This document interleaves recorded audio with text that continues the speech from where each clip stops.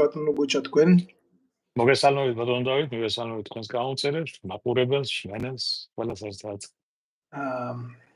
სულ რაღაც 2 საათის წინ გავხდით YouTube-ზე 34,000 გამომწერის ფლობელი ბატონო. იზრდება, ამიტომ ვინც უყურებს აუცილებლად დაალაიქოს და უფრო გაავრცელოს რაც შეიძლება. შევ ბევრმა რომ ნახოს. მენელს შევახსენებ, რომ ჩვენი ვიდეო ჩართვის სტუმარი არის ბატონი გოჩა ვედრეაკოვი, ამერიკის შეერთებული შტატებიდან.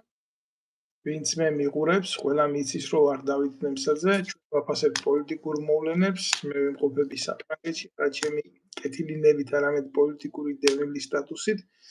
და დღევანდელ ვიდეო ბლოგში ჩვენ მიმოვიხილავთ სოფლიოსა და საქართველოში, უბრალოდ საქართველოს და სოფლიოში განვითარებულ პოლიტიკურ პროცესებს, მათ შორის კრიზისს ახლო აღმოსავლეთში და შევაფასებთ დღევანდელ მდგომარეობას ჩვენი ერის, როგორც ეკონომიკური, ისე გეოპოლიტიკური და სოციალური გამოწვევების წინაშე. კიდევ ერთხელ მოგესალმებით ბატონო გოჩა. მოგესალმებით ბატონო დავით, ძალიან ბევრი რაღაცა მოხდა ამ ბოლო 2-3 კვირის განმავლობაში, რომელიც მოულოდნელი არსება, მაგრამ ჩვენ როგორც ყოველთვის ქართველებს, ასე ვთქვათ, საქართველოში ძალიან გვიყვარს რაღაც წარმოსახვით სამყაროში ცხოვრება, ვიდრე რეალურ სამყაროში შევხედოთ ხოლმე სამწუხაროდ. იცით რა არის? საზოგადოება, რომელიც დაკავებულია საქართველოს ყოველდღიური ყოფით, მას არ რჩება დრო იმისთვის ყურადღება მიაქციოს სოფლიოში იმ სტაგნაციურ მოვლენებს, რომელიც შემდეგ კრიზისებში გადაიზრდება და ვერც მოთხოვ ადამიანს იზრუნოს მაგალითად და იფიქროს იმაზე თუ რა ხდება ირანში ან რა ხდება ისრაელში თუ პალესტინაში თუ რა მოვლენებით და რა დოზით არის ამაში ჩართული გეოპოლიტიკური დანტები, გესმით? ადამიანებს თავისი პრობლემები გააჩნიათ ბატონო გოჩა, ეს არის სოციალური პრობლემები, ეს არის ფინანსური პრობლემები, ეს არის ბრძოლა ყოველდღიურობისთვის და იმაზე დაუნდობელი მე ვიტყვი, ვიდრე შეიძლება ვიღაცას რაკეტა მოხდეს თავში და მოკვდეს. ქართული ოცნება და დღევანდელი ხელისუფლება ყოველ დღე ესვრის ჩვენ საზოგადოებას სხვადასხვა სახის რაკეტებს, სოციალურ რაკეტებს და ეს დამაზიანებელი ჭურვები ყოველდღიურად წყდება ჩვენ საზოგადოებაში, მაგრამ ამაზე ცოტა მოგვიანებით დაგისვამთ შეკითხვებს ამ თემის ირგვლივ. მანამდე მე მინდა მოვისმინო თქვენი ანალიზი იმ კონფლიქტის შესახებ, რომელიც იყო ახლო აღმოსავლეთში და რომელმაც მთელ რეგიონში გარკვეული სტაგნაციები გამოიწვია. დღევანდელი ვითარებით ომი უბრალოდ შეჩერებული არის იმ საზოგადოებისთვის, ვინც არ იცნობს, თქვათ, რუკაზე სად მდებარეობს ირანი და სად მდებარეობს ისრაელი, ვეტყვი რომ მათ არა აქვთ სახმელეთო საზღვარი და მათ შორის კონფლიქტი მიდიოდა საჰაერო სივრცით. ბალისტიკური რაკეტებით ბატონო გოჩა თქვენს ალბათ დამეთანხმებით, რომ ამ კონფლიქტის შემდეგ ნათლად დაინახა ყველამ, რომ ირანი არც ერთი სუსტი სახელმწიფოა. მე ვიტყვი, რომ თავიდან ბოლომდე მიუხედავად იმისა, რომ კონფლიქტში ჩაება ზესახელმწიფო ამერიკის შეერთებული შტატები და მიიტანა ირანის ატომურ ობიექტებზე, სოფლიოში ერთადერთი, ასე ვიტყოდი, ზეზუსტი GPS დამიზნების სისტემით გააჩნია ბომბები, ეს არის ბიორის ბომბდამშენი. მიუხედავად ამისა, ირანს როგორც ქვეყანას თავისი სახელმწიფოებრივი ღირსება არ დაუკარგია და მან პასუხი გასცა ამერიკის შეერთებულ შტატებს შეტევა მოახდინა მის ბაზებზე. ჩვენ ახლა ამას განვჭით და განვიხილავთ, იმიტომ რომ ეს შეტევა უფრო ატარებდა სიმბოლურ ხასიათს და როდესაც საპასუხო ცეცხლი გახსნა ამერიკის შეერთებული შტატების ბაზების მიმართულებით ირანმა, მან წინასწარ გააფრთხილა, რომ თითქოს და არც უნდოდა იქ მსხვერპლი ყოფილიყო, უბრალოდ ის იცავდა მის სახელმწიფოებრივ ღირსებას, რაც გამოჩნდა. თუმცა იყო მსხვერპლი, შეეწირა ადამიანები, ირანმა გამოიყენა ატომური წყალქვეშა გემები, ყავს ირანს 29 ერთეული წყალქვეშა გემი, თქვენ იყავით და მსახურობდით წყალქვეშა გემზე და სრული ანალიზისთვის საჭირო იქნება აქ თქვენი შეხედულებები ამ კონფლიქტთან და მის მასშტაბურობასთან, მის ხასიათთან, მის ეკონომიკურ მხარეებთან, როგორც იყო ორმუსის სრუტის დახურვა და დახურვის ინსპირირება,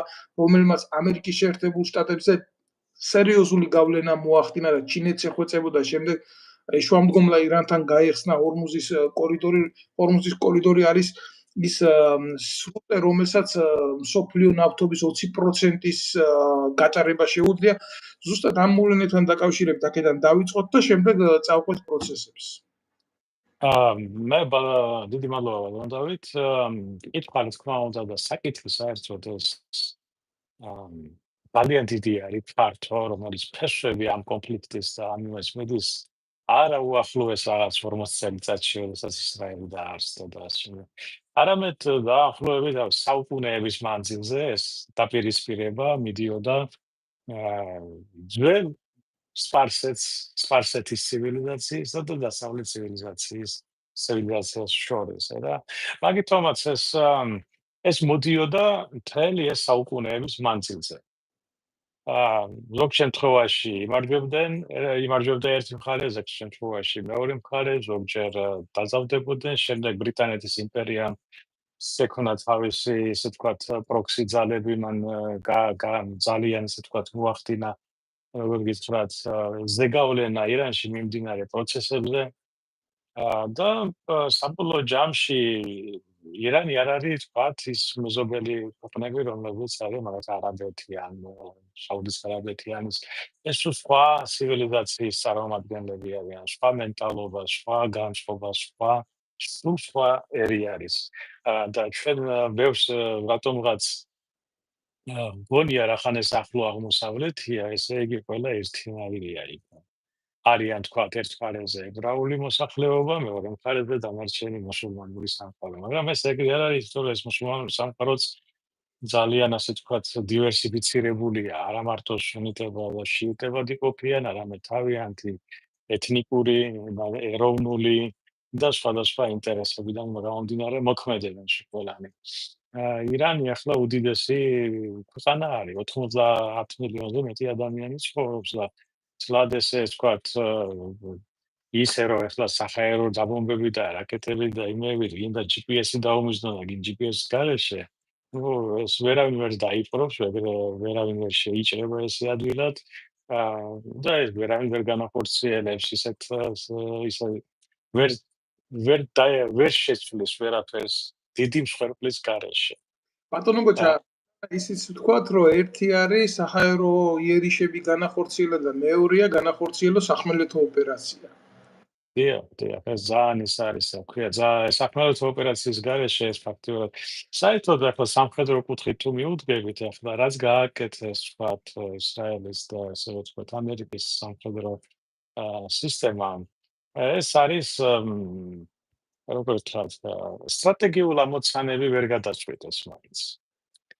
თავარი ეს არის, მაშინ რა აზრი ჰქონდა ამის განხორციელებას, თუ მიზანი არ არის გამართლებული და მიღწეული იმის რისთვისაც ეს ჩაიფიქრე. უკაცრავად არ დატოვოთ საუბარი, მე უბრალოდ დამრჩა ასეთი შთაბეჭდილება, რომ თითქოს და ვალი მოიხადეს ისრაელთან, რომ აი ჩვენც აქ ვართ და ძალიან გაუთვლება, ძალიან არაორგანიზირებულად გამოუვიდათ ეს ყველაფერი და ალბათ ვიტყოდი, რომ მსოფლიოში ამერიკის შეერთებული შტატები მართლა არ არის ის სახელმწიფო, რომელიც ასე მალე შეირჩენდა, ვთქვათ, რამეს და პირველი შემთხვევა იყო, როდესაც ამერიკის შეერთებულმა შტატებმა შვიდობის ეგიდით თუ მოტივით თუ არ ვიცი, პასუხი არ გასცა ირანის ცეცხლს, როდესაც დაუშინეს ბალისტიკური რაკეტები ერაყის და სხვადასხვა ქვეყნების ტერიტორიაზე, მის ბაზებს, მაგრამ ამას უფრო პოლიტიკური მოტივები ჰქონდა, აქ მინდა თქვენი შეფასება.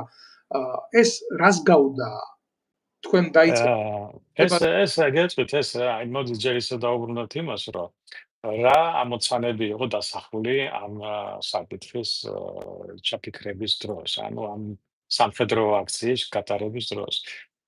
ჩაფიქრებული იყო, რომ ირანისთვის უნდა გაენადგურებინათ ბირთვული პოტენციალი, ბირთვული იარაღის შექმნის პოტენციალი, რომ განულებულიყო. და ფაქტიურად ეს ამოცანა ვერ შესრულდა. იმიტომ რომ ეს შეუძლებელი არის გააკეთოს საქმელეთო ოპერაციების გარეშე. საჰაერო დარტყმები კი მნიშვნელოვანია, კარგია, მაგრამ საქმელეთო ოპერაციების გარეშე რომ ჩახვიდე და შეამოწმო და დარწმუნდე, რომ ეს მართლა ასე მოხდა, ეს ფაქტიურად არის 50-50-ზე და უფრო მეტიც. ეხლა საფრთხე უფრო გაზრდილი არის. საფრთხე გაზრდილია 5 მაგად. რატომ? იმიტომ რომ პირველი რომ ის 450 კილოგრამი რომელიც დამზადებული ურანი იყო და რომლისგანაც შეიძლება 10 ბირთვული ქობინი შეიქმნას, სად არის და სად ინახება და რუსეთშია ჯერ არ არის. ახლა ზოგი ასე ვთქვათ ექსპერტი ამბობს რომ შეიძლება ჩინეთში გაიტანეს, ზოგი ამბობს რომ პაკისტანში, ზოგი ამბობს რომ იქვე გადამალეს სადღაცას. არა მასევე მიდის სპეკულაცია რომ სანამ ამერიკის მთავრობა გადაწყვეტილებას მიიღებდა დაერთხა, მანამდე გააფრთხილებულები იყვნენ ირანელებიც, რომ მას აპირებდნენ და არ აპირებდნენ ახლა თქვათ ხელისუფლების შესვლას. და მაგიტომაც მათ მიიღეს შესაბამისი ზომები, ანუ გაიტანეს. რა გამოდის ახლა აქედან რომ შევხედოთ გარედან, ბატონო დავით, ისრაელი ეს გამოვიდა როგორც პროქსი სახელმწიფო. გამოიყენეს ისრაელი რომ დაეწყოთ რაღაცა სხვა მიზნი, რომელსაც არა ვირტუალური პროგრამის განადგურება იყო მიზანი, არამედ უფრო სხვა მიზნები იყო დასახული, რაშიც ეს საბაბი გამოიყენეს, რომ იქ მომხდარიყო სამხედრო აქცია, სამხედრო დაპირისპირება, თუნდაც დროებითი, თუნდაც ორკვირიანი. და მე ვფიქრობ, რომ ეს უფრო ჩინეთის წინააღმდეგ იყო გადადგმული ნაბიჯი, რომელიც ერთი კვირის ბოლოს უნდა დაწყებულიყო, ერთი კვირის წინ გაევლო პირველ მატარებელს ირანის გავლით, რომელიც არის შუა დერეფნის სახელწოდებით ცნობილი. და შესაბამისად ჯერ ეს არ მომხდარა. ეს არის ფაქტიურად დიდი ვაჭრობა დიდ სახელმწიფოებს შორის. მთავარი მიზანი ამერიკელების და ისრაელის ბრიტანელების არის ჩინეთის შეკავება მაქსიმალურად, რომ მათ არ განახორციელონ ეს, ასე ვთქვათ, აბრეშუმის ზრდა, ისე როგორც მათ ჩაფიქრებულია. და მეტი არაფერი ეს დანარჩენი არის გარბილი და უბრალოდ ისრაელის უილად დაზარალდა. გამოიყენეს არაფერში, ამოცანა გადაწყვეტილი არ არის. ეს არის დიდი თამაშები, ამ დიდ თამაშებში გამოვიდა, რომ ფაქტიურად უფრო გაორმაგდა უსაფრთხოების, ასე ვთქვათ, აი წარმოიდგინეთ, რომ 450 კილო დამზადებული ურანი არავინ არ იცის ისრაელშია. არა, რა თქმა უნდა ეს გატანილია, მაგრამ რომელი დაჯგუფება გააკონტროლებს ირანში უკვე, თვითონ ირანშიც ახლა არ არის ერთსულოვნება. და იქაც სხვადასხვა შტოებია სახელმწიფოსი, რომელიც ერთი არის ვთქვათ ომის მომხრე, მეორე უფრო ზომიერი რაღაც ნაბიჯების გადადგმა, არ არის გამოიწვული რომ რადიკალურმა თან აიღოს კონტროლი. და მაგ ბომბის დამზადებას დასჭირდება სულ არ ამომეტეს რამოდენიმე კვირა.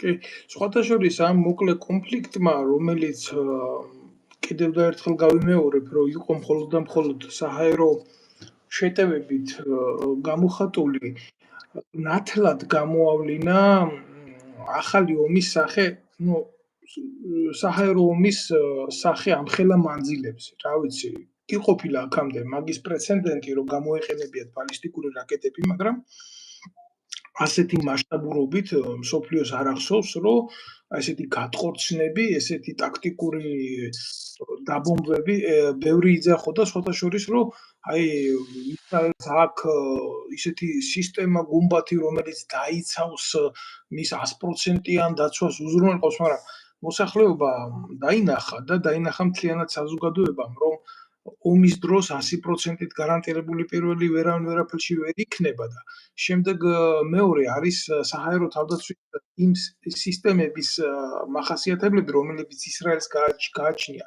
მათი ეფექტურობა არ დგება ეჭქვეს, როდესაც აეროდინამიური მიზნები მოძრაობენ 2 მახის დაახლოებით 2 მახის სიჩქარით. ეს არის მახი დაახლოებით 1500 კილომეტრია. ბალისტიკური რაკეტები მოძრაობენ განსაკუთრებით ირანს, რომელიც გააჩნია 10 მახით, 15 მახით მანძილები აღმოსავლეთ ევროპამდე გაწოდეთ ის აქ განვითარებული ეს იარაღი და ამიტომ თავისთავად ვერ იქნებოდა ის იარაღი 100%-ით კი არა, თუნდაც 50%-ით ეფექტური.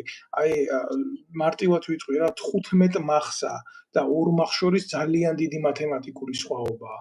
ამიტომ იყო მსხვერპლი, ამიტომ იყო ნგრევა, ამიტომ იყო ზარალი, ამიტომ იყო უფრო დიდი ტერორი, ვიდრე შეიძლება ნგრევა ისრაელში, იმიტომ როგორი მომენტია რა, არ იცი, ეს ცეცხლის წვიმა თავში საიდან დაგეცემა. და ეს ხო არ არის ბომბი, რომელიც არის თქვათ 100 კილოიანი ბომბი. ესენი არიან აღემატებიან რამოდენიმე ათეულობით ტონას, ხო?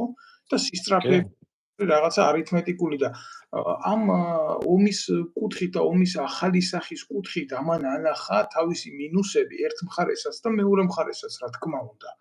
იმიტომ რომ მსოფლიო ომის ისტორიაში ახალი ფურცელი დაიწერა ამ მოკლე კონფლიქტით. გარდა იმისა, როგორც თქვენ თქვით, რომ ამას ჰქონდა ეკონომიკური და გეოპოლიტიკური მიზნები. ხო, ვერც ერთმა მხარემ და ვერც მეორე მხარემ თავისი ამოცანები ვერ გადაწყვეტა. ის რაც გაცხადებული ის ვერ გადაწყვეტა საერთოდ. მაგრამ რაც განუცხადებელი იყო და რაც სანდა ეს არის ის, რომ ეს არის ეკონომიკური საკითხები ჩინეთის და ამერიკის შეერთებული შტატებს შორის და ბრიტანეთს შორის. მაგიტომაც უბრალოდ გულშროლ გონია, რომ იქ რაღაცა ის ისრაელმა გაიმარჯვა, თუ პირიქით ირანმა გაიმარჯვა, იქ არავის არ გაუმარჯვია, უბრალოდ მოხდა ის, რაც მოხდა, ურთიერთდაზიანება, ერთ ადგილზე დაიღუპა 1000-მდე ადამიანი, რომელიც არის ასევე ტრაგედია და მეორე მხარესაც დაიღუპა 300-მდე ადამიანი, რომელიც არის ტრაგედია და როგორც თმა მეგობარმა მითხრა, დაახლოებით 11,000-მდე შენობა ნაგებობებია დანგრეული, დაზიანებული ისრაელში. ვინაიდან პატარა ქვეყანა, შენობა ნაგებობები კომპაქტურად არის და თუნდაც ერთი ბალისტიკური რაკეტის ბობინა, რომელიც თქვათ 1500 კილო იქნება, თქვათ 800 კილო ის თუ აფეთდა, არ არის ეს პატარა დაზიანება და პატარა საქმე. მის შესაბამისად გამოვიდა, რომ ირანელებიც და ისრაელის მოქალაქეების გამოყენებულები იყვნენ, როგორც ასე ვთქვათ, არენაზე გლადიატორები იბრძოდნენ ერთ მხარეზე, ვთქვათ, შუბით, მეორეზე მსხლით, როდესაც არც ერთს აქვს შანსი და არც მეორეს, ვთქვათ. ესეთი მომენტი არის ახლა აქ. ნამდვილად, ფოტოშოპის იცით, უკვე დრო არის ბატონო გოჩა იმისი ზუსტი ანალიზი გააკეთოს კაცმა, იმიტომ რომ მე აი ეს პროცესები, როცა იყო აქტიური ხალხის ყურადღება და ინტერესი დიდი იყო ამისგან, კაცმა არ უნდა მიცე თავს იმის უფლება ყველაფერი ილაპარაკო და თქვა იმის გულისთვის ამ პოპულიზმი მოიხვეჭვა, ან ვიღაცის ზედმეტ თვალში მოხდა რაღაცა უყურებ ამდენ დილეტანტს და რა თქმა უნდა ამდენ პროპაგანდისტს, რომელიც მზად არის რომ ამ ომში ვიღაცის მხარე იყოს. ჩემთვის საერთოდ მიუღებელია ნებისმიერ ომში ვიღაცის მხარე იყოს, შეიძლება სიმპათია გაგაჩნდეს ვინმეს მიმართ, ან გაგაჩნდეს შენი ეროვნული ინტერესები, რომელიც ითვალისწინებს აუცილებლად ვიღაცის მხარის აღებას, მაგრამ ხო შეიძლება რაღაცა გქონდეს ვალდებულება იმისი, რომ ამ კონფლიქტში არ ჩაერიო, მით უმეტეს, როდესაც ხარ საქართველო და არათუ ისრაელის, არათუ ირანის მხარეს ვერ დადგები მათი პოტენციალით, ხო? არამედ ხარ რეგიონში ყველაზე სუსტი სამხედრო სახელმწიფო და ეკონომიურადაც მათ შორის რა. რა მინდა რომ თქვა, იცით? მაგალითად ირანის წარმომადგენლება ოფიციალურად განაცხადეს და ბრალდადეს საქართველოს, რომ ისრაელს აცვლიდა ინფორმაციას. ესეთი ეს განცხადდა. მათ შორის იცით რა მოხდა? თავის დროზე კობახიძე ჩადიოდა ირანში და იქ ირანის უმაღლეს ხელისუფლებას კოცნიდა თუჩზე. დღეს მე მგონი ყველა მკვდარია კობახიძის გარდა იმ პირებიდან. აი ამასთან დაკავშირებით მე მაინტერესებდა თქვენ რას ით კონკრეტულად ბატონო დავით, გამოვიდეთ იქიდან, რომ ჩვენ ვართ პატარა ქვეყანა. მნიშვნელოვანი გეოპოლიტიკური ადგილი გვიყავია, მაგრამ მაინც პატარა ქვეყანა ვართ. და რეგიონში არიან დიდი მოთამაშეები, როგორც არის რუსეთი, როგორც არის თურქეთი, ირანი და ამის იგნორირება არ შეიძლება. შესაბამისად, საქართველოს მთავრობის წევრები უნდა ჩადიოდნენ მეზობელ ქვეყანაში. მით უმეტეს დიდი ქვეყანაა, დიდი ინტერესებით, დიდი გავლენებით, დიდი რესურსებით. და საქართველოს ხელისუფლების წარმომადგენლები უნდა ჩადიოდნენ ამა თუ იმ საკითხებზე, რაღაც საკითხების, ეკონომიკური საკითხები იქნება თუ რაღაც პოლიტიკური, რომ გადაწყვიტონ ადგილზე ან მოილაპარაკონ, ან ურთიერთობა რომ იყოს რაღაცა დიპლომატიური მაინც. იმიტომ რომ ჩვენ არა გვაქვს იმის უფლება, რომ დავდგეთ და აი ეს მომწონს, აი ეს არ მომწონს, აი ის ისე იძახის, აი ეს ასე იძახის და საერთო ჯამში ჩვენ ქვეყანას რაც საწყობს, ისე უნდა მოიქცეთ ჩვენ. საერთო ჯამში. და ჩასვლა დავარია ახლა აქ მეორე საკითხია, როგორ ჩადიხარ, სად ჩადიხარ, ვისთან ჩადიხარ, რა საკითხებზე ჩადიხარ. ხო და როდესაც ჩადიხარ და რაღაც ხდები და ჯზიხარ, ვთქვათ, აღიარებული ტერორისტების გვერდზე, ეს უბრალოდ ჩრდილს ასე ვთქვათ, აყენებს ჩვენ მთავრობას წევრებს, ასე. მნიშვნელობა არ აქვს იქნება. სხვათა შორის სააკაშვილიც ჩადიოდა იქ და ბევრი ჩადიოდა. და დღემდე დაგიახვალე ამა თუ იმ საკითხებზე, მაგრამ ეს არ ჩანს და ეკონომიური საკითხები იქნება თუ სხვა რაღაცა საგანმანათლებლო სამეცნიერო თუ რაც იქნება, ეს ცუდი არ არის. აქ უბრალოდ ჩვენ უნდა ვიცოდეთ სად, როდის და როგორ. და ვისთან. მე მაგ საკითხს უდგებით სულთა სახელმწიფოებრივი გეოპოლიტიკური მიდგომით და ჩვენ ფუფუნება შევაძლებლები, მაგრამ როდესაც საქმე ეხება ქვეყნის უპირობო მმართველის აივანიშვილის არსებობას და ყველამ კარგად ვიცით, რომ ცდილობდა გამოეყენებია ისრაელში კონკრეტული პირები, რომ ამერიკასთან დაელაგებია ურთიერთობა მისი მარადიული მეფობის შესახებ.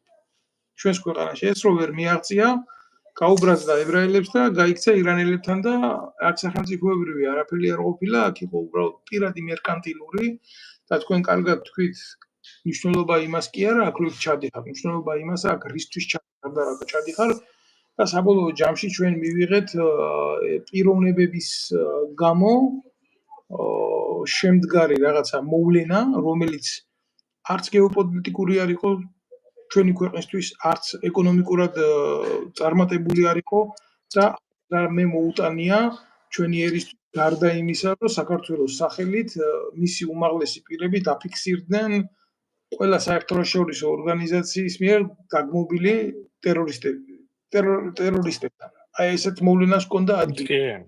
კი, აი მართალია ბრძანდებით, ყველანაირად ეს მაგიტომაც რომ ვისთან რატომ რისთვის ჩვენ რა თქმა უნდა ჩვენი სახელმწიფო უნდა მუშაობდეს როგორც ირანელებთან, ასევე ისრაელთან, ასევე მეზობელ სხვა ქვეყნებთან ჩვენი სახელმწიფო ინტერესების დაცვის კუთხით.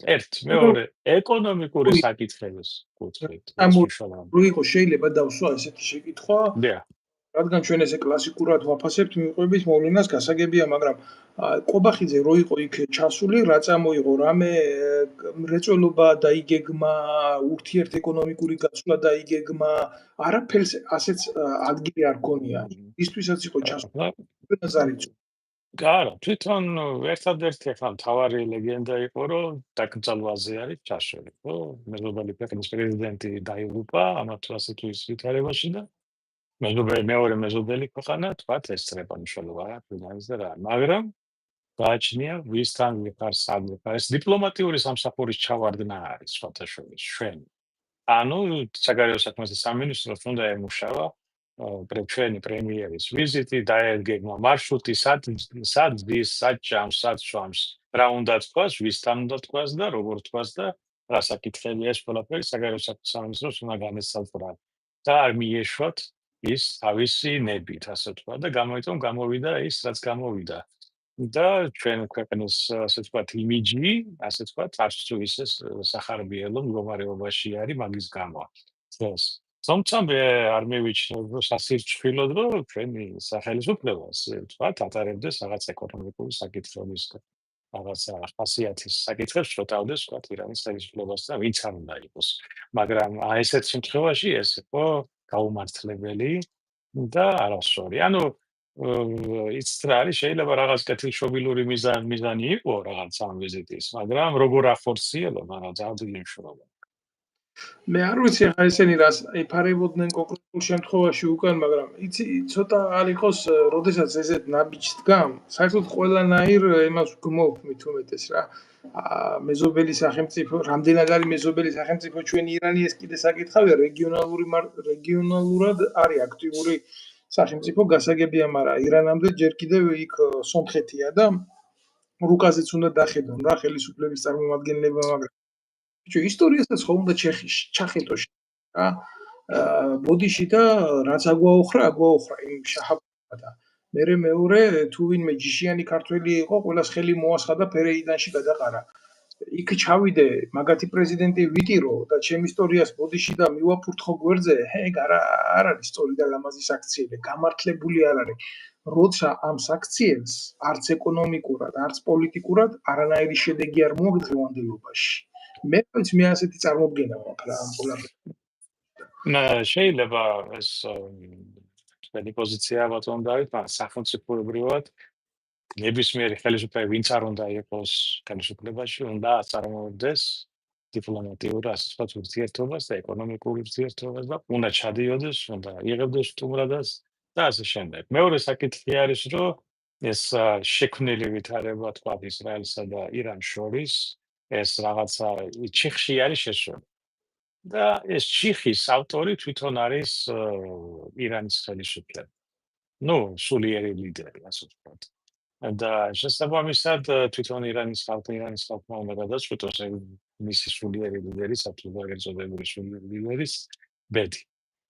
მაგრამ ირანი დიდი სახელმწიფოა, ძლიერი სახელმწიფო არის, რესურსებით მდიდარი, მაგრამ ის მაგალითად რასაც ისრაელში აცხადებენ, რომ ირანი ახლა ბირთვული არას და არ გავს და განადგურებს, არის ტყუილი. ეს იყო აი სრული ტყუილი, იმიტომ რომ ბირთვული არ არის აქამდე შეეფრას, მაგრამ რატომაც არ შექმნეს და რატომაც არ ესრულეს.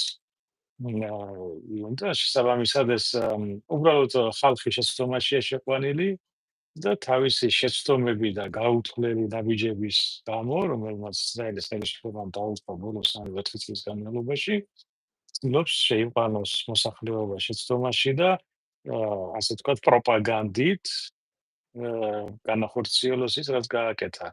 ეს არის ასე ვთქვათ ბატონი ნეტანიაჰუს ტაქტიკა, რასაც შეინარჩუნოს თავისი პოსტი და არ მოხდეს ციხეში, რომელიც მას ალბათ დიდი ალბათობით არ ასწრება. ხო, იმიტომ რომ ნეტანიაჰუს წინააღმდეგ გამოტანილია ქააგის ტრიბუნალს დამნაშავედ აყავს ცნობილი პალესტინაში მიმდინარე სასაკლაპო, მაგრამ რა არის ახლა მეორე ვარიანტია რა. ძალიან ბევრი პროპაგანდა ტრიალებს და არანაირად არ მომხდარა სწორი შეფასებები ზოგადად ისრაელის სახელმწიფოებრიობის ირგვლივ და მისი ნაბიჯების ზოგადად მტრულ გარემოში რო იმყოფება და ეს ბიბლიური ომი არის დაწყებული ქრისტეს ეპოქიდან, ალბათ უფრო ქვევითაა კამას ფესვები. იზღი მათ შორის გაუტანლობა, მათ შორის სამარიტული მორალის ამბავი ტყილა არ მოყვა ქრისტემ ამის შესახებ. აი უფრო შორს მიდის ეს ყველაფერი, მაგრამ რა არის ცით ბატონო გოჩა, როდესაც შენ სახელმწიფოს ესხმიან თავს ტერორისტულად კლავენ, აუბედურებენ, ეს იყო მათი ეგრეთ წოდებული დაზვერვის სამსახურის ჩავარდნაც. და არა მარტო, აგერ ჩავარდათ დაზვერვის სამსახურის მუშაობა, აგერ ჩავარდათ საჰაერო თავდაცვის მუშაობა. რა თქმა უნდა, ყველაფერი იდეალურად ვერ იქნება აგებული, მაგრამ მოსახლეობაც ხო ხვდება ამას, რომ იქ ასე არ არის ყველაფერი როგორც ამას ლაპარაკობენ რა. შეიძლება, მე ახლა არა ვარ მაგის სპეციალისტი, ისრაელის სპეციალისტი, ან ირანის სპეციალისტი, მაგრამ აქ წყალსახა ერთია ბატონო დავით, რომ ირანში ახლა კონსოლიდირებულია მოსახლეობა საკუთარი ლიდერის გარშემო, უმრავლესობა. ახლა საუბრობენ იმაზე, რომ მანამდე თვითონ შიგნით მოსახლეობაში იყო განხეთქილება, რომ იმათი სულიერი ლიდერები და მათი ასე ვთქვათ წინამძღვრები უოდნენ, რათა თანამდებობა შეენარჩუნებინათ ისრაელის აბრალებდნენ ყველაფერს და ასე შემდეგ და ახლა პირიქით ამ დარტყმამ ისრაელის მხრიდან იმათ გაუმტკიცა, რომ ესენი მართლები იყვნენ. ანუ რა მოხდა? თვითონ ირანის შიგნით მოხდა სხვადასხვა შტოების ასე ვთქვათ, რომელიც ძალაუფლებისთვის იბრძვიან, თვითონ შიგნით ამ სიუტურ დაჯგუფებებში, რომ ეს არის ის მართალი ყოფილა და ესენი კონსოლიდირებულები არიან. წარმოიდგინეთ, რომ მაგ მასშტაბის ოპერაცია ხორციელდებოდა მინიმუმ 1-2-3 წელი მზადდებოდა. თუმცა და შესაბამისად ახლა ეგ შეიძლება განმეორდეს და პირიქით. ანუ ჩვენ დიდი ომის ჯერ კიდევ წინ გვაქვს. ეს ჯერ არ არის. ეს მაგას ახლა ირანი არ გადაყლაპავს, იქ უნდა სასწაული მოხდეს, რომ რაღაცა შეიცვალოს და წავიდეს დემოკრატიული პროცესები და ეს უკვე წარსულს ჩაბარდეს, ვაჭრობა გაიხსნას, ირანი არის უზარმაზარი ნავთობისა და გაზის საბადო მფლობელი, რომელიც ახლა აზერბაიჯანს და სხვას ვერ დაესიზმრება. და შესაბამისად შეიძლება ამ მომენტმა ეკონომიურად იყიდოს დასავლეთმა ირანის განწყობა. ამ შემთხვევაში რადიკალურად განწყობილი მოსახლეობა, რადიკალურად განწყობილი მმართველები კონსოლიდირებულები არიან, რომ აღორძინონ რაღაცა, მოიმოქმედონ რაღაცა, რომ დასაჯონ ისრაელი. ამას მოჰყვა ისევ პასუხი. მერე ისევ გაგრძელდება შემდეგი 100 წელი წინ და უკან სირბილი და ბოლოს და ბოლოს მშვიდობა ხო უნდა იყოს რეგიონში. ეს არავის ინტერესში არ შედის, ხო? ეს მარადიული ომია და სხვათა შორის რა მინდა იცით რომ თქვა, როდესაც ესეთი მოვლენები მიდის, მე მინდა დავანახო რა საქართველოს მოსახლეობას როგორ შეუტია ირანმა იქ განლაგებულ ბაზებს, აი ერაყში სადაც და სხვადასხვა ტერიტორიებზე ამერიკის ბაზებს დაარტყა, ხო? რამდენი იყო საქართველოში ისეთი, რომელიც იძახოდა, რომ ამერიკის ბაზები საქართველოში კარგია მისი არსებობა. აი თქვენი აზრით, რო ყოფილიყო ამერიკის ბაზები საქართველოში, გაისროდა თუ არა ირანი ჩვენი მიმართულებით ბალისტიკურ რაკეტებს? კი, ახლოს არის, კი ბატონო, ახლოს არის. რატომაც არ გაისროდა. თუ ჩათვლიდან საჭიროდ გაისროდა, როგორ არ ეფერა. მეორე საკითხი არის, რომ ჩვენ უკვე ჩვენთან თუ იქნებოდა ბაზა, ჩვენ ჩათრეულები ვიქნებით ომში. აი მაგალითად ვიტყვი ახლა უკრაინამ რომ დაარტყას გუდაუთის ბაზას, სადაც რუსები დგანან, ჩვენ ავტომატურად ჩათრეულები ვართ ვისთან ერთად, რუსეთთან ერთად უკრაინასთან ომში. რატო? იურიდიულად ის საქართველოს ტერიტორია. გასაგებია. აი ხვდებით უკვე რა შარში ვახავით ამ შემთხვევაში. ვინდა არ გინდა რომ იტყვიან, როგორც იტყვიან ქორწილში რო არის, ხო იცით? სპუგი დაუკვეთეთ, ხო და ბოდიში გადახდილია. აი ეს მომენტი შეიძლება მოხდეს, ხო გამიგეთ? და მაგიტომაც საქართველოში არანაირი ბაზა არ უნდა იყოს ის სახელმწიფოს. არც ნატოს ეგედით, არც ამერიკული, არც რუსული, არც უკრაინული და ასე შემდეგ. ჩვენ თუ გვინდა რაღაცას მივახციოთ, ჩვენ ჯარს უნდა მივხვდოთ და ჩვენი ჯარი და საზღვარი უნდა გავამაგროთ, რაც შეიძლება და ეკონომიკა რა თქმა უნდა. და ასეთი მიდგომა რაც ივანიშვილმა და მისმა გუნდმა ჩაატარა ბოლო 12 წლის მანძილზე ძალოვან უწყებებში, ეს არის დანაშაულებრივი მიდგომა. დანაშაულებრივი სახელმწიფოს მიმართ, იმიტომ რომ მისგან მიმართული დასუსტება მოხდა ყველა სახელმწიფო შტოში, ანუ ძალოვან სტრუქტურებში. ბატონო გოჩა, საერთოდ გაუქმეს უშიშროების საბჭო მაგაზე რა სიტყვით, რომელიც უკეთებდა საფრთხეებს ანალიზ, გეოპოლიტიკურ ანალიზს უკეთებდა საფრთხეებს. რო იტყვიან მაგას მარტივია პასუხი, იმიტომ რომ როგორ ითხრათ, კულტურულად რო ასე ვთქვათ, შეურაცხყოფად რო არავინ არ მიიღოს. სულებს თავი ძალიან ჭკვიანი გონია და ყველაფერი რო იცის, ხო იცით ეს? ყველაფერი იცის, ყველაფერი დალაგებული აქვს. და არაში შეიძლება იმას ახლა ზედმეტი საფრთხე და ზედმეტი ესე ვთქვათ თავის ტკივილი, ხო? ესე იგი შევარდნაძის სულელი იყოს შვების საბჭო შეიქმნა მაშინ. აკეთებდა თუ აღარ მახსოვს გამოსახურდიებრივ შეიქმნა. მაგრამ რაც არ უნდა იყოს, ეს საჭირო არის ქვეყნის მმართველობისთვის, შვების საბჭო ყველა ქვეყანაში არის ეს. როგორც ამერიკაშიც არის, ნებისმიერ ქვეყანაში არის, თქვა სტიქიური უბედურება მოხდა. როგორ ხდება ამ სტიქიური უბედურების მართვა? მაგის მართვის ორგანოს არ გაგვაჩნია ჩვენ, ხო? გადაწყვეტილებას ვინ მიიღო? პოლიციაზეა დამოკიდებული ყველაფერი, საგანგებო სიტუაციების სამმართველო არის ყველაფერში. მთელი სახელმწიფო შტოები უნდა იყვნენ ჩართულები, რაღაცამ ხო უნდა გაუწიოს კოორდინაცია მათ მოქმედებებს. მოკლედ ჩვენთან ბატონო დავით პრობლემა რაში არის, იცით? ეს ადამიანები, რომლებიც გუშინ არაფერები იყვნენ და დღეს უცბად მინისტრები და თავგონიათ ასე თქვათ ძალიან ჭკვიანები, ეს პრობლემა იქნება ჩვენთან მუდმივად, იმიტომ რომ ასეთი ადამიანები ვერ მიხვდებიან, ვერ გაიგებენ რა არის სახელმწიფო, როგორ უნდა იმართებოდეს. ეკონომიკური გეგმა არ გაგვაჩნია ბატონო, ელემენტარულად 5-10 წელზე გათვლილი რაღაცა არ მიგვაჩნია. ახლა კი გამოაცხადეს 100 მილიარდამდე გაიზარდა ბიუჯეტიო, მაგრამ რის ხარჯზე გაიზარდა? ციფრები, ინფლაციის ხარჯზე. მეტი არაფერი. და ეკონომიკა კიდე არ გაგვაჩნია, მაგაზე არავინ არ საუბრობს. არავინ არ საუბრობს იმაზე, რომ დაждენ, აი ოპოზიცია ავიღოთ თუნდაც. იმის მაგერად რომ ეკამათონ ეკონომიკურ საკითხებზე იმაზე წარმოაჩინონ თავი, რომ რაღაცა შეუძლიათ გააკეთონ, ისე ლანჩვაგინებები. და არჩეული შირი ურჩევნიათ ამათ რეგიან ასე ვთქვათ. სავს. აღარ უნდა თავის ღირველი. მაგ გადმოვალ უკვე შეკითხვებზე, მაგრამ მე მინდოდა რომ ზოგადი ფონი დაგვენახა ეს ეგრეთწოდებული ბალვანკა, პოლიტიკური ბალვანკა, რომელიც აბსოლუტურად მთელ მსოფლიოზე და მთელ მსოფლიო ენერგორესურსებზე ახდენდა სერიოზულ გავლენას. ფაქტიურად მე თვითონ არ ვახსენე იქ ჰორმუზის კორიდორი ამან სერიოზულად მაგას მე გეტყვით, ეს საფრთხე არსებობს ბატონო, მაგრამ ირანი ამას ვერ გადაწყვეტს და არ გადაწყვეტს. განაიმდო არ შეუძლია, არამედ შეუძლია, მაგრამ ამ შემთხვევაში ისრაელთან და ამერიკის შეერთებული შტატების ძალებთან ერთად ის უპირისპირდება უკვე მეზობელ ქვეყნებს, არაბულ ქვეყნებს, რომლებიც სარგებლობენ ასევე მაგ იმას. და შესაბამისად მარტო, ასე ვთქვათ, რომელიც მარტო დარჩენილი ირანი, ფაქტიურად ეს ამხელა ძალის, ამხელა რესურსების, ამხელა ასე ვთქვათ სახელმწიფოების წინააღმდეგ ის ვერაფერს გახდება. ეს იქნება მხოლოდ შეიძლება ჩაკეტოს ერთი კვირით, ორი კვირით და მერე ეს დასრულდება ირანის ხელისუფლების ძალისხმევით დამხობით. და ამაზე ისინი არ წავდნენ ამ შემთხვევაში და შესაბამისად ეს არ ჩაიკეტებოდა. გასაგებია, მაგრამ ამაზე ფაქტიურად იყო სპეკულაცია. რაც გინდათ ის დაარქვით, მაგრამ კი, იყო. ადრეც იყო მცდელობა, ჩემს დროს, მე გახსოვთ, ახლა შენ არ გეცნობ.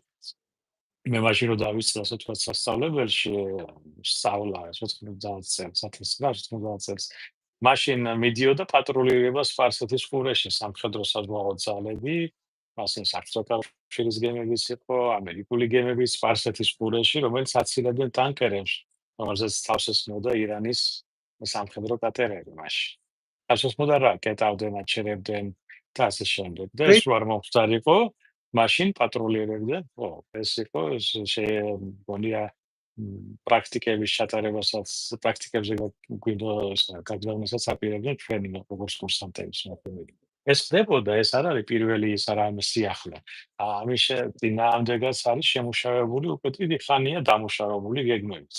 ამ ძალის წინააღმდეგ ირანი ვერ წავა ბატონო დავით. შესაბამისად მათ სწორად გათვალეს, რომ ამის ჩაკეტვით არაფერი კარგი არ ექნებოდა ირანს და მაგიტომ აღარ ჩაკეტეს და ცდილობენ თუნდაც ეს გაფრთხილება ამერიკის ბაზებზე თავდასხმის რო აკაპირებდნენ ამას და ვითომ დაესხნენ და ვითომ რათა ჩამოყარეს, მაგრამ ერთი სადღაცას აფეთქდა და ძალიან დააზანზარა ყველაფერი, ეს ყველაფერი თეატრალური გათამაშება იყო და რაღაცა სხვა მიზნები არის, სხვა გარიგებები არის უკვე ემაზე უზრუკავი დადებული და ბევრი ვერ ხდება, რომ ირანი აქ არაფერ შუაშია, აქ არის ჩინეთი და აქ არის რუსეთი. ერთ მხარეზე აკავებენ ჩინეთს, მეორე მხარეზე ცდილობენ რუსეთს ჩამოაშორონ ირანის, ასე ვთქვათ, რაღაცა სამრეწველო პოტენციალი, რომელიც ეხმარება რუსეთს უკრაინასთან ომში. სრულიად გეთანხმებით, მე უბრალოდ მასშტაბებსაც ხო აქვს მნიშვნელობა, აი ვინც უყურებს ამ ომს, უყურებს ამას მხოლოდ და მხოლოდ იცით როგორ, ამერიკა ყველაფერი შეუძლია, ისრაელია ყველაფერი შეუძლია, აქეთ ირანია ასე არ არის, ასე არ ხდება, არ არის მომართული, ამიტომ დღეს იმიტომ რომ ფაქტიურად ჩვენს ქვეყანაში, საქართველოში გათიშულია მოსახლეობის ცნობიერება უსაფრთხოების სფეროდან. მას ისეთი თაობა წამოვიდა, საერთოდ არ აქვთ სტრატეგიულ ანალიტიკური შეფასების უნარი არ გააჩნიათ გამიგე და ყველაზე მეტად ჩემთვის მიუღებელი რაც იყო ჩვენი პოზიციებიდან რომ გადავხედოთ, აი თუნდაც იდეოლოგიური შეხედულებებიდან ესე იგი, აი ეს პოლიტიკური ტრიბუნები რო არ რუსთავი ორად გადაკეთებული რაღაცა მთავარი არხი, აა როგორ იყო იცი პროპაგანდისტულად აშუქებდნენ თუ როგორ ბომბავდა ისრაელი ირანს და აქეთ რო ბალისტიკური რაკეტები პეთქდებოდა ამის შესახებ საერთოდ არაფერს ანუ რა მინდა იცით ინფორმაციის ცალმხრივობა რომელიც უზრუნველყოფს ბუნდის შექმნას და საზოგადოებრივ გაურკვევლობას ეს არბადებს წორმაგალითს და საზოგადოებრივის აზრის ჩამოყალიბებას არ უწყობს ხო ბატონო გუჩახი არ უწევს აქ თქვენ უნდა გავიწყდებას რომ ისრაელში ეს საქმე ეს არის კონსოლიდირებული იყო სახელმწიფოს ხელში ანუ ინფორმაცია არ გადიოდა დიდ ფინკას რა უნდა გასულიყო გარეთ და რა არ უნდა გასულიყო რა თქმა უნდა მაგიტომაც არ იყო ინფორმაციის ნაკლებობა იყო და უფრო შუქდებოდა ირანი რომელიც უფრო გახსნილი იყო ინფორმაციულად ეგრე აღმოჩნდა ფაქტიურად ეგრე არის ამ შემთხვევაში ინფორმაციული ომი თავიდან უპირატესობა ჰქონდა ისრაელს, მაგრამ შედეგების მიხედვით ფაქტიურად დათანაბრებული არის, იმიტომ რომ გამოვიდა რომ ირანის ხელისუფლება და ირანის სახელმწიფო იმ სახელმწიფომ სადაც ბოდიში და ცენტრალიზებული კანალიზაციაც არა ქალაქებს შეძლო თავისი ვირტუალური ტექნოლოგიის შენარჩუნება. ვირტუალური პოტენციალის ასე ვთქვათ შენარჩუნება და არ ფიცამას გინდა შვიდობის, გინდა ასე რამის არის შექმნილი, ამას მნიშვნელობა არ აქვს. ანუ იმათ შეინარჩუნეს ის, რაც ჰქონდა და რასაც აკეთებდნენ. მეორე საკითხი შეიძლება ცენტრიფუგები აღარ ჰქონდეთ, სადაც გამდიდრება მიდიოდა ურანის, მაგრამ არ არის გამორიცხული, რომ ჩინეთი დაეხმაროს ურანის გამდიდრებით, ინდონეზე რომ ამუშაონ ატომური ელექტროსადგურები. ბატონო გოჩახა თქვენი განცხადებები და ანალიზი ბევრს არ მოეწოდება საქართველოში, მაგრამ ზუსტად ამიტომ წერ თქვენთან ვიდეო ლაივებში თქვენ შეგიძლიათ ყველაზე ზუსტი თავისუფლება ეს არა პირფერობა, ეს არის თანაც ვერ დაგაბრალეთ რომ რუსეთის აგენტი ხართ, იმიტომ ამერიკაში ცხოვრობთ. თან ახლა ეს რუსეთის აგენტობა მოდაშია, რუსა შენი აზრი არ მოწონს საქართველოში. ამიტომ ხო ეს ცოტა ლირიული გადახვევა რაღაცა თვითონ რეალობა ასე გვაქვს, იმიტომ რომ არსებობს კონფლიქტი, არსებობს ცეცხლი, არსებობს კრიზისი, ყველა ომი კრიზისია და არსებობს ჩვენი მდგომარეობა ეკონომიკურ-სოციალურ-პოლიტიკური და რომელიც არავის არ მოსწონს ის რეალობა, რომელიც თქვენ თქვით. ახლა მე რა მინდა კიდე აღვნიშნო რა ამ 12 თუ 15 დღიან ომში უკაცრავად არ მინდა შევწდე ზუსტად, მაგრამ ესე იგი რო უყურებდი ამ განცხადებებს ერთი მხარის და მეორე მხარის მხრიდან პირდაპირ ვიტყვი რა ჩემ პერსონალურას, იმიტომ ძალიან ბევრი მოტივი მაქვს იმისი შაჰ-აბასის ქვეყნის მხარეს არ ვეყო. ესა ჩემ პირადი პერსონალური გრძნობები, მაგრამ ეს არ მაძლევს ახლა იმის უფლებას მე აქ სიმართლე არ ვილაპარაკო. თქვენ სწორად თქვით რა ქვეყანას რომელსაც შეიძლება არ კონდეს ცენტრალური კანალიზაცია, ესე იგი საგარეო საქმეთა მინისტრმა ირანის თავისი ეგრეთ წოდებული აქცია ჩაატარა იდეალურ ვითარებაში რა. რას გულისხმობ? მიმართვა გაეროზე, საჯარო განცხადებები, ქვეყნებს შორის თავდაუსხმელობის გაეროს მანდატით აღებული. მე დავრჩი როგორ იცი, აი გაოგნებული დავრჩი ამ ადამიანის მოსწრებულობით, ну ახლა როგორც ირანი აღმოსავლურ ქვეყნებს ახასიათებს, საერთოდ იქ თანამდებობის პირებს გამოუცდელ ადამიანებს არ ნიშნავენ, მაგრამ ასეთი სიდინჯე, ასეთი კლასიკურობა, თანმიმდევრული კლასიკურობა, ხო? ეს უკვე იყო მოტივი, რომ ისრაელისთვის მოეგო საინფორმაციო. ასე ბატონ დავით უნდა გავხსოვდეთ ერთი რამე, იცოდეთ რომ ირანში მიუხედავად მათი ასე ვთქვათ, არასახარბიელო ეკონომიკური მდგომარეობისა, ვინაიდან ეს 79 წლის, 1979 წლის მერე სანქციების ქვეშ არის, ხო, ტექნოლოგიური ზოგი, სხვა საკითხები, ანუ არაფერი არ შედის იქ. აი როგორც კუბაში იყო, ასე ვთქვათ, ბლოკირებული ამერიკის მხრიდან და არაფერი არ შედიოდა საბჭოთა უაწყვეტი და მარტო რაღაცეებს და ეხლა არავინ არ არის ბოლოს დაწყებია. აი ეგეთ მდგომარეობაში იყო ეს ქვეყანა, მაგრამ ამ შემთხვევაშიც კი განათლების სისტემას მიხედეს და ერთ-ერთი ურთულესია იქ დისერტაციის დაცვა. თქვენ თუ გინდა დაიცვათ რაღაცა დისერტაცია, თქვა ტექნოლოგიურ რაღაც სფეროში, მექანიკაში ან ფიზიკაში ან სხვა მიმართულებით, გაგიჭირდებათ ირანში დაცვა. გაცილებით რთულია, ვიდრე მაგალითად ცნობილ MGU-ში, რომელიც საკმაოდ რთული იყო ასევე, საბჭოთა კავშირის დროს. მაგიტომ იქ ყველა თანამდებობის პირი, რომელიც ინიშნება, არის უბრალოდ განათლებული ადამიანი და ძალიან კარგად იციან, ვინ უნდა დანიშნონ, იქ სულელს არავინ არ დანიშნავს, გაუნათლებელ იმას ხეპრეს არავინ არ დანიშნავს, ეხლა ჩვენთან რო არიან ჩამომწკრივებულები ახლა რომელია ბატი და რომელი ქათამი ერთმანეთს ვეჯიბრებიან twin-ით, ასე ვთქვათ. ეს არ არის იქ. იქ მიდის ძალიან ღრმა შესწავლა ადამიანების და შემდგომ ისინი ენიშნებიან და მათ ტრადიცია გააჩნიათ.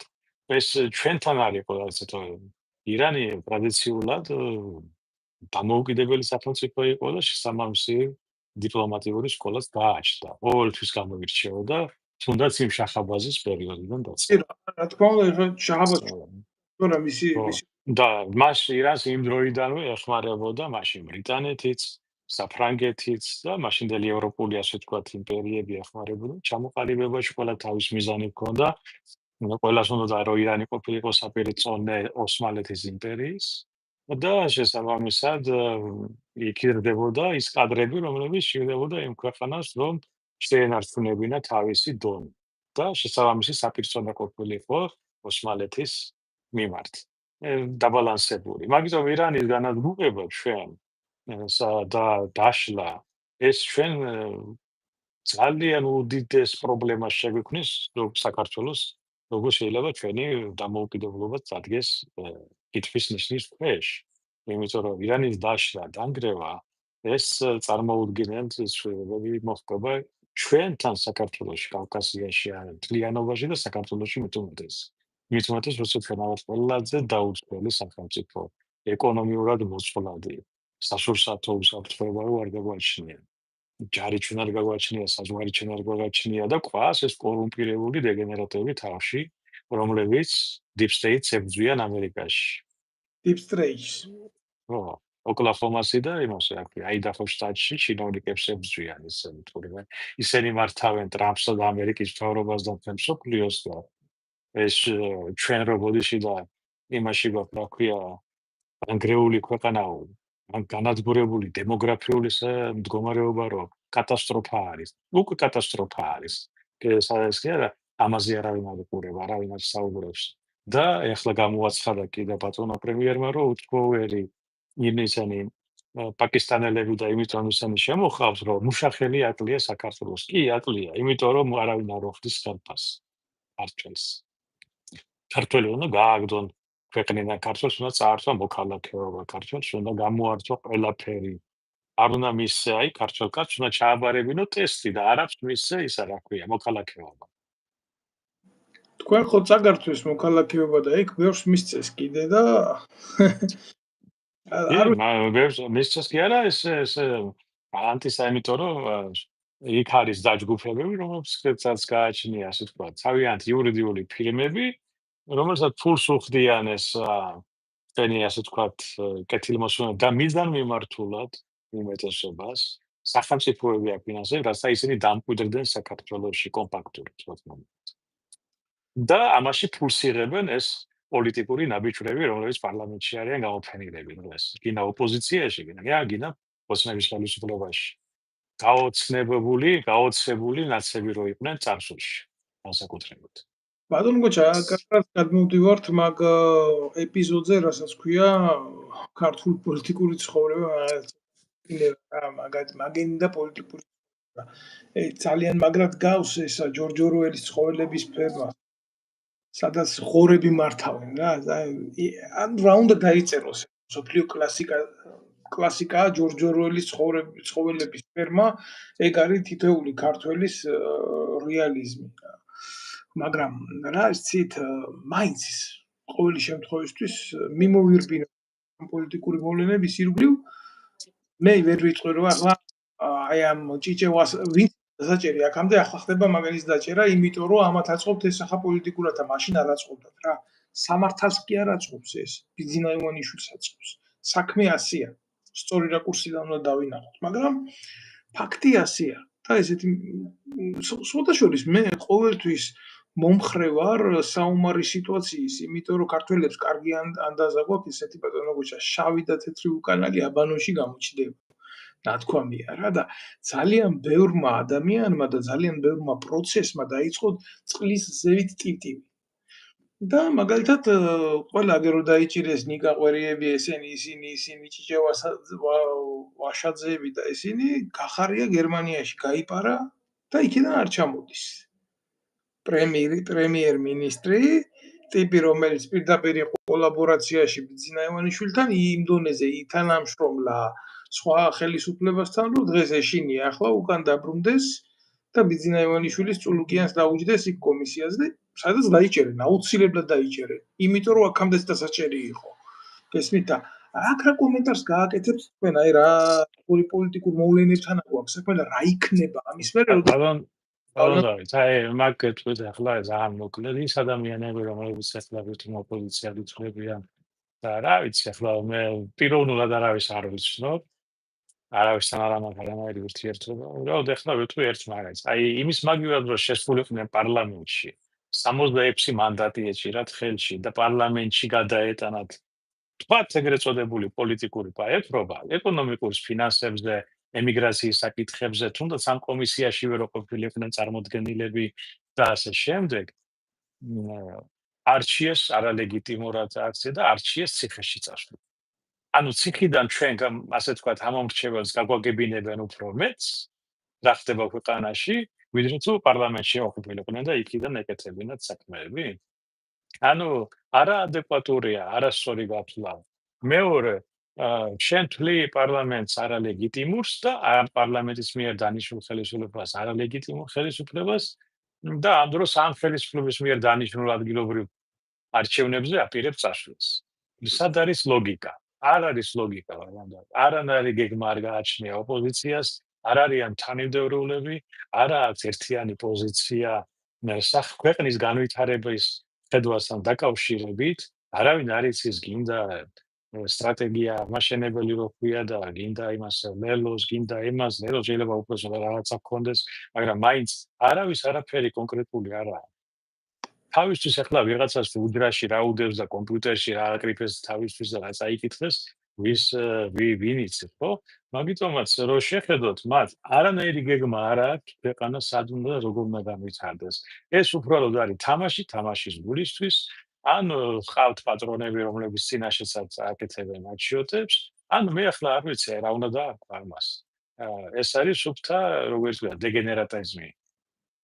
აი, ვერ გამიგია, ციხეში გინდა შესვლა პოლიტიკური საკითხების გადასაწყვეტად და პარლამენტში არ გინდა შესვლა ხალხმა რო აგირჩეს. სად არის ლოგიკა აქა?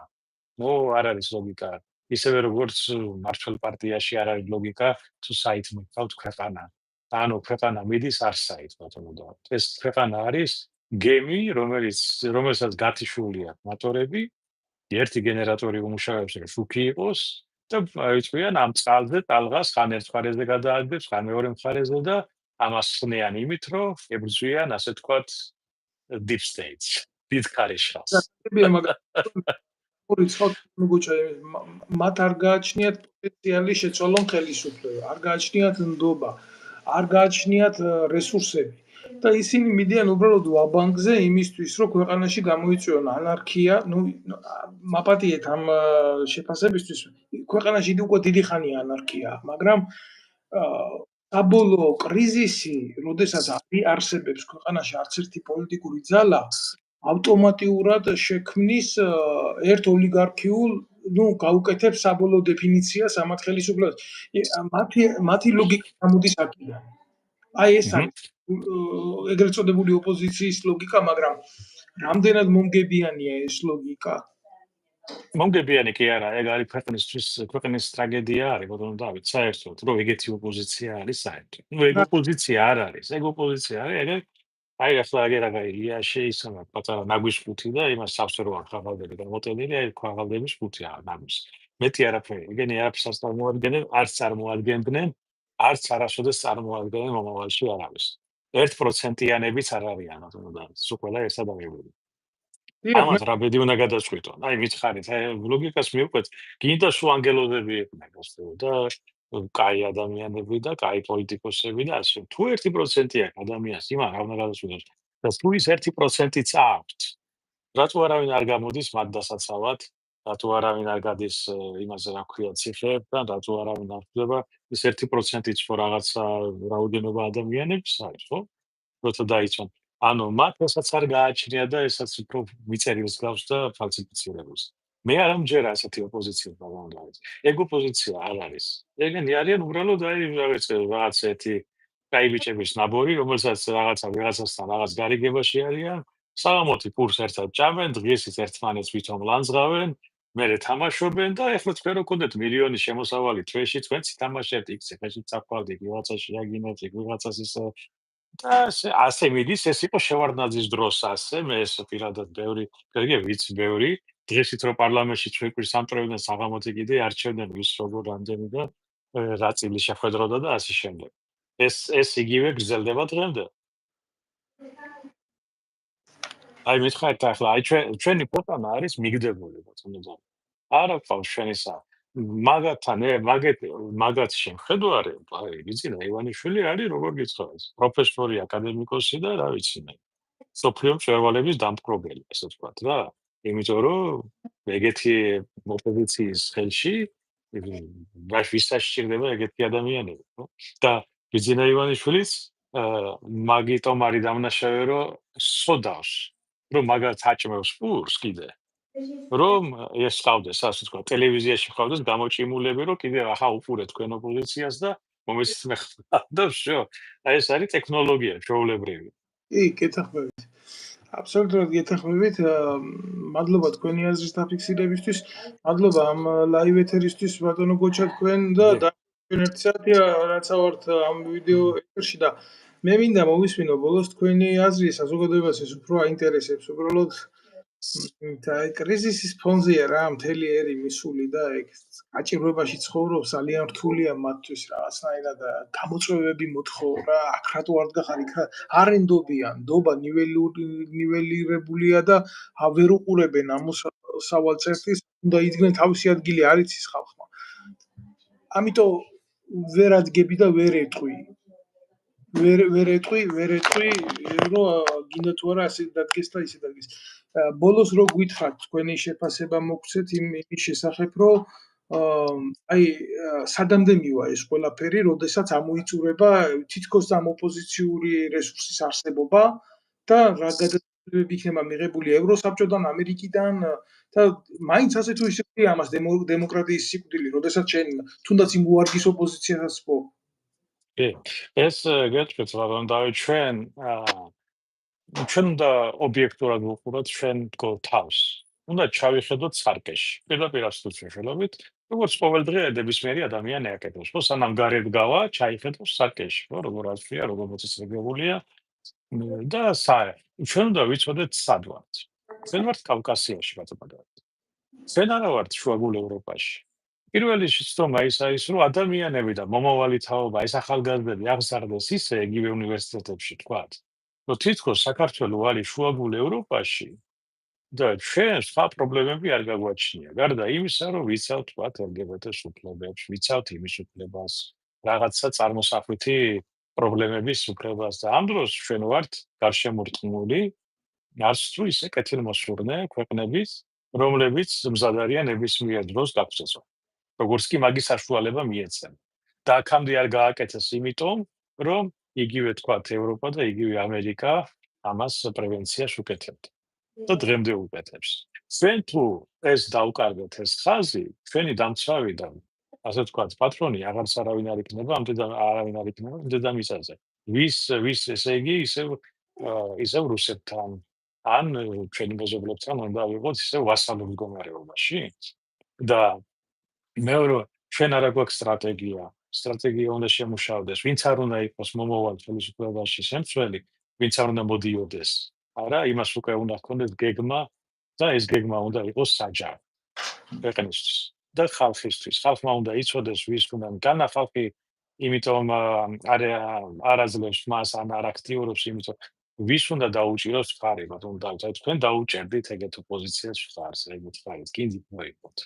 არავინ არ დაუჭერს. საუბრობთ გეოპოლიტიკური ბალანსის შენარჩუნებაზე და ჩვენ არა, მე ვამბობ, ჩვენ თვითონ ქვეყნის შიგნით მეთქი, საგარეო და საშინაო ეს გავლენას ახდენს ნებისმიერ შემთხვევაში ჩვენს დემოგრაფიაზე, ჩვენს ეკონომიკაზე, ჩვენს მდგომარეობაზე, ყველა მიმართულებით უნდა. გვინდა არ გვინდა ეს ფაქტი არის და ეს ამოცმულობიდან უნდა გამოვიდეთ.